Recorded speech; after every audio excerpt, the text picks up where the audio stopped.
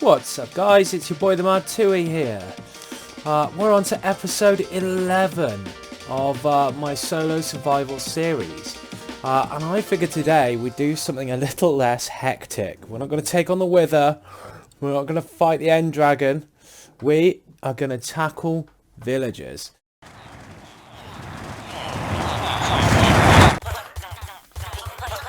Just cleaning up the last of them. I'm going to set up a villager breeder,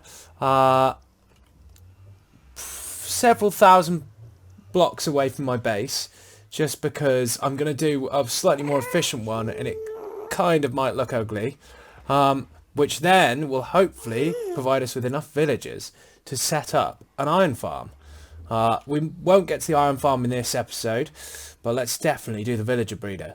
Let's go and see where this takes us.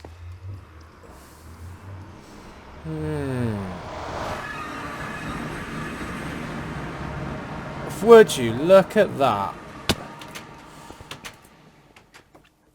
We're in a village. Quick, sleep. I've got to sleep. Right, I've got to trap all of these villagers as quickly as possible. Oh, I can't let them die.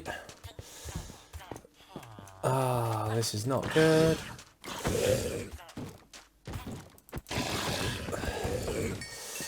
Because if I let them die, I can't breed him. I think I've got all the bad things, and now I've just got to trap all the villagers in. Oh, what an idiot! Let's just get rid of these cactuses, because villagers are stupid. Right, I'm going to trap as many of these guys as possible, and then I'll bring you guys back in. There we go. He's been got. Are there any more free ones roaming about? Not that I can see. Right, so that was step 1. Step 2 is going to be get them all in one single location. And then step 3 will be level this village and build my breeder. Brilliant. Right, let's go explore there and explore all the nearby villages before we get these guys ready. Right, the pillager tower. I don't have a shield with me. In fact, I've never had a shield, but let's hope that this guy up there, the banner guy, does not charge at us. Maybe even one of the other guys kills him, because I do not want bad omen near that village, because this is a desert. There are no cows nearby. Is that a village over there as well? How interesting. We'll go over there next. Right, let's go get him.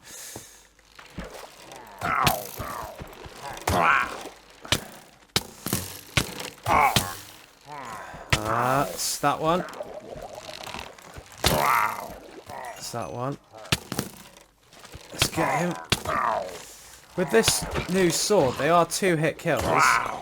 So that is wonderful. Let's just get these guys.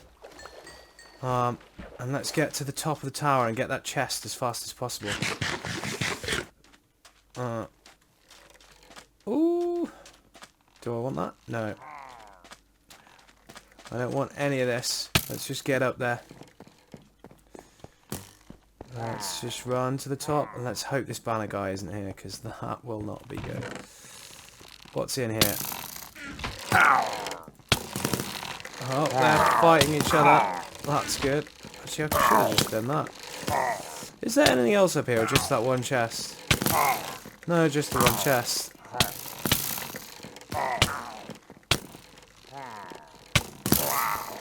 Ha! They got him! Oh, that worked. That worked so well. So from up here, I can see there's another village there. Let's go to that village and see what's in it. And then there is, just there, a desert temple. And I believe there's another village over there. So let's go explore this village. First chest of the village. Just an apple. Another chest. What didn't I pick up? Bread? Nah, we don't need that. So I've finished going through this village. I've taken away all of the beds, all of the workstations, everything, even the doors in the houses, just so that I know I've been through it.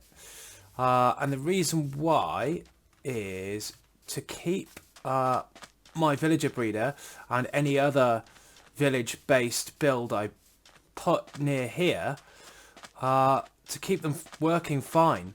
Because if a village is too close to your iron farm, or too close to your trading hall, or too close to your villager breeder, it can bug out the centre of the village, especially in Bedrock, which this is in, and will randomly spawn iron golems or cats, or make your villagers unable to breed, and I just don't want that.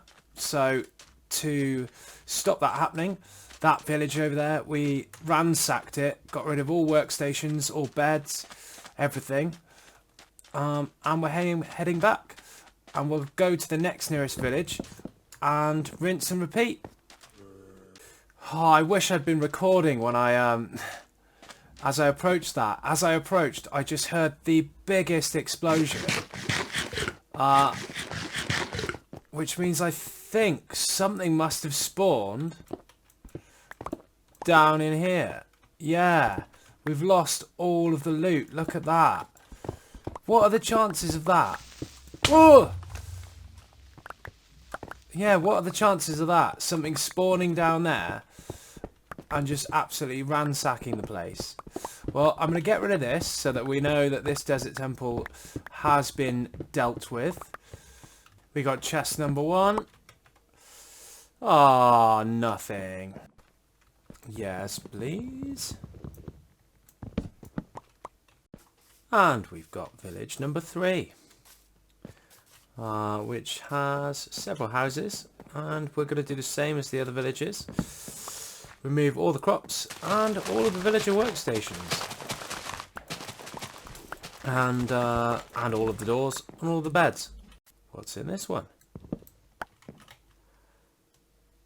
Bread and potatoes again. Oh, we have a cartographer's table and some maps. And not great. Oh my days. Another village. Gonna go check this guy out, and I think I saw another village on the horizon. We're gonna pillage those and then head back and finish sorting out our village that we're gonna turn into the villager breeder. Oh, and there is a desert temple.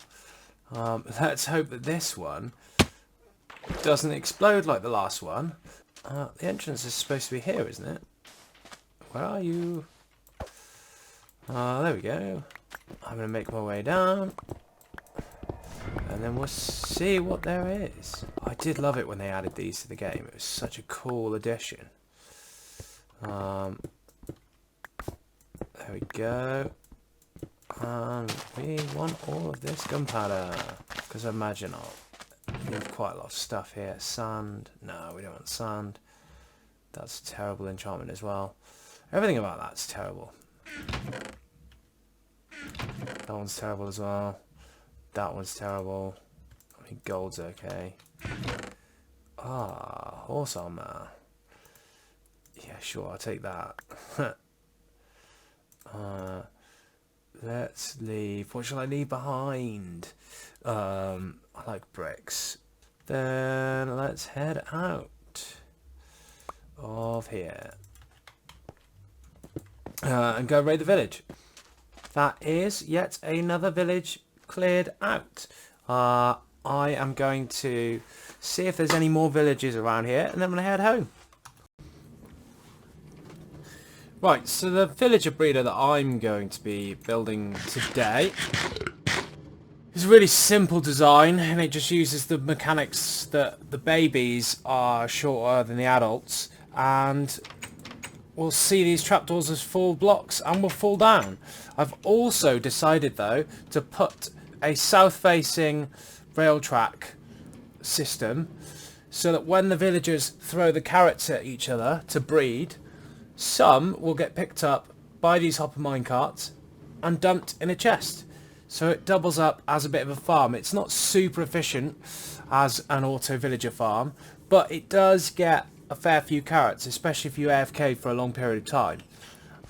On this layer of the farm, we have 5 by 12 of dirt, with currently we've got 4 beds in, 1, 2, 3, 4, in the corners with 1 water underneath to hydrate the crops. We've got exactly the same opposite, and then in the middle we have the trapdoors, which will entice the villagers to run over and fall through.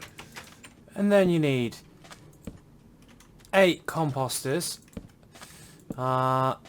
in roughly these locations. And we're going to smash on top of them some glass so that the villagers can still access and work at the workstations. Then we're going to bring glass across here.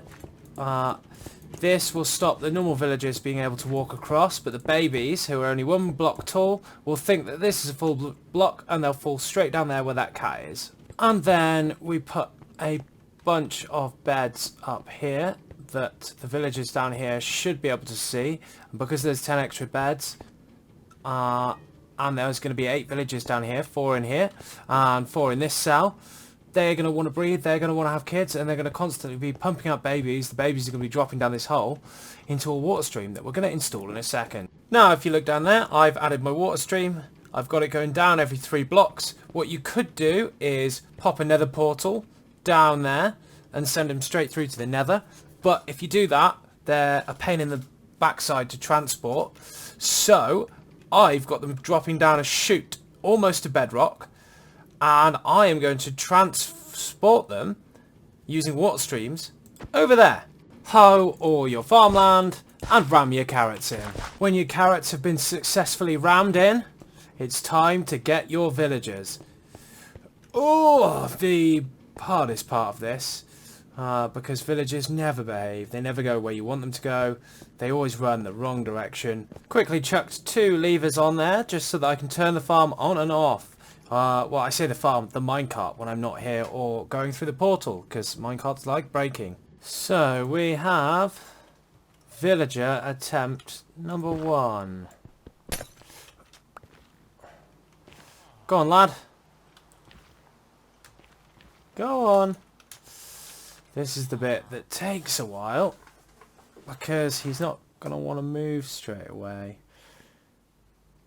That's it. Go on. Ugh. Now let's see. Well, he gained a profession. That's good news. Oh, that's not good news. Now I need to get him in there. There we go. That's 1. 7 more to go. Off you go. Off he goes. They've already had a baby and it's fallen in the hole. Look at that. Off you go, mate. Off you go. Number 5. Will you go in? Yes. Off you go, mate. In you go. Number 6. Off you go. Number 7. In you go. And number 8. Off you go, bud. I just found a cat. He's my friend now. I reckon I might try and befriend all the cats in the village.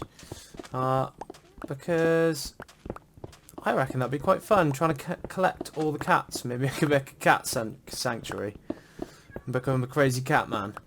I see another cat. I want you to be my friend. Come on, cat. Come on. This cat looks a little bit like my cat. I've got a cat called Chief, and she is this colour. And my other cat is the same colour as the other cat I just tamed, and her name's Ghost. Come here.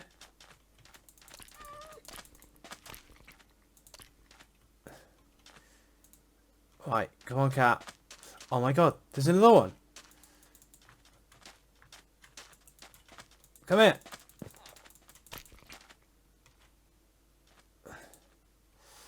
And another one.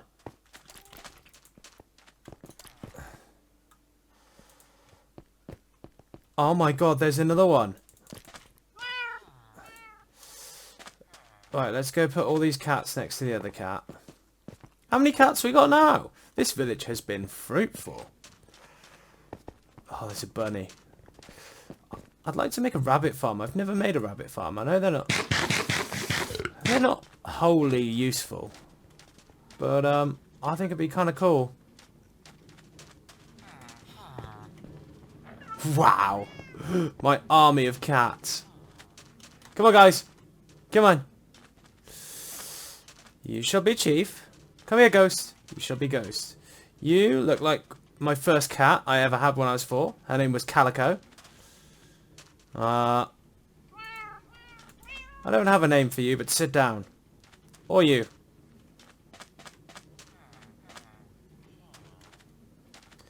Any more cats? Look who I found! I found another one. Sit. Right, I'm just releasing all the villagers and destroying all the other workstations. And, yeah, then it's AFK time! It sounds hopeful. Our villager breeder, which is just over there, I created... It's worked so well, I created... Look how many there are! Oh Christ. I created a tunnel underground that had a water stream that would bring them over here. And we have, oh, I don't know, that must be like 30 or 40 villagers overnight. Maybe even more. Maybe 50. There's a lot of nitwits in there though, which I will be disposing of. But we have all our villagers to start villager trading! I've just remembered. We need to go back to base to get a load of books to make a load of those what are they called, the book stand things, so that we can start getting librarians. We need to bring over all our paper, our books, everything that we can, so that we can start trading with these guys, locking in their trades, getting them up to maximum level, so that we can try and get mending. So yeah, today's episode has been quite a long one, but come on guys, let's get mending. Ugh. I just put a portal here so that I can come straight here. It's getting worse. They're glitching out. Oh dear God. I've created a monster. Oh dear guys, you don't look very happy. And there we have it. We have 4 chunks laid out, which is where our trading hall is going to be, and it's just close enough to our villager pen over there that we can easily transport them over. But the reason why I chose this location for the trading hall is because it's far enough away from our villager breeder that its village shouldn't interact with that village over there and mess up the rates, and also mess up linking with the workstations. Once we've got this trading hall up and running, the next plan is to build an iron farm, and I'm thinking of doing a quad design. I know you can do a 12 farm design that gives you 4,200 iron per hour, but I just don't think I'm ever going to need that much iron. I think 1,200 iron per hour is good enough, because then if I AFK overnight, that's like 9,000 plus iron. That's so much iron. I don't think I need any more than that. But we shall see. We can always expand it, because the quad design is in the middle of the iron farm, in the middle of the 12 design. So we could just expand it as and when. But But for now, trading hall. So let's do a little test and see. Yeah, it works. Right, you can go off that way. Bye. So the pickup system works, which is great. Now we've just got to construct this. This monstrosity we've got here. This absolute monstrosity is my panicked attempt to capture this guy. Oh. But I won't do that. Is he still burning? Oh, please don't die. Vlad the Infector, or Vlad the Converter. And, yeah. We're going to there we go. So we've converted him once. And then I think we convert him one more time to make doubly sure that all of these guys, if we send any over here, their trades are super good for us. So this is all our slots where our villagers are going to go. This is Silent Whisperer's design. There are many out there, but this was just the one that I picked. And I do think his videos are awesome. Here, on top of this lever, is where the workstations are going to go. And on Bedrock, which is really cool, we can stick that there. And it'll pick up the workstation from here. And when it pulls it back, the villager will reconnect to it. And if you haven't traded with them, it means that we can keep resetting their trades until we find the right books we want. And we're going to do one villager at a time and then trade with him loads, because we've got some paper. We want basically mending. That is priority. Mending, unbreaking 3, sharpness 5, efficiency 5, silk touch, fortune 3, looting 3 are the priorities. And then villagers are going to come up here. They're hopefully going to drop in their relevant holes, and this takes them all the way around and finishes up there. This is enough slots for 44 villagers. And hopefully, fingers crossed, this works first time and I don't have to do any problem solving. Just thinning the herd.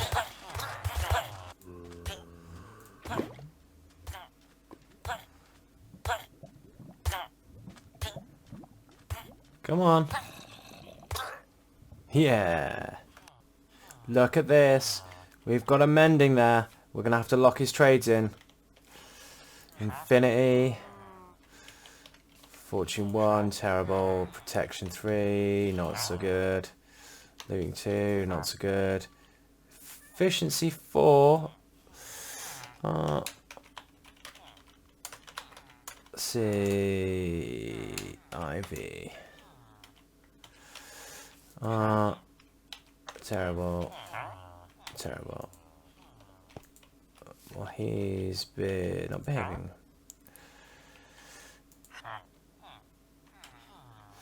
Thorns 3 is kind of good.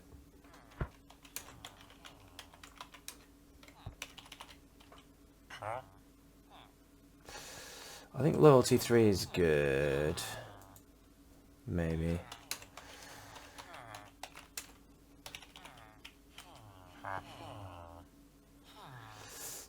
I mean, that's good.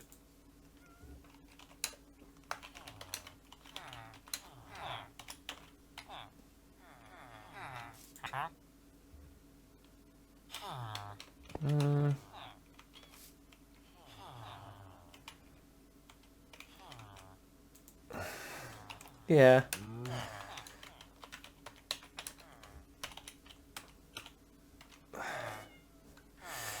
Right, we're just going to go around and I'll reset the trades in a second. So, we've got our first mending villager, which means we are going to finally gear up our tools. I chucked them all in here. No, I didn't. So we've finally got our mending villager, which means that we get to gear up all our tools. I've thrown them in here ready. We get to put mending on these and upgrade them.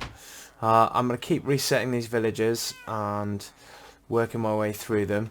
I mean, I should have done them one at a time, which is advisable, because if you do them all at once like this, the linking's messed up and they're a pain to deal with. But the issue was that I put my villager pen way too close to that. You need to put it so much further away than that. I mean, it's kind of broken it, but I only really want the trading for the books. It's all going to be librarians, so there's nothing to worry about that. This is all we've got time for today. I just if you've enjoyed the episode, please hit the like button, please comment, and please subscribe. I will catch you on Monday for the next episode of this solo series. Take it easy, guys, and have a great weekend.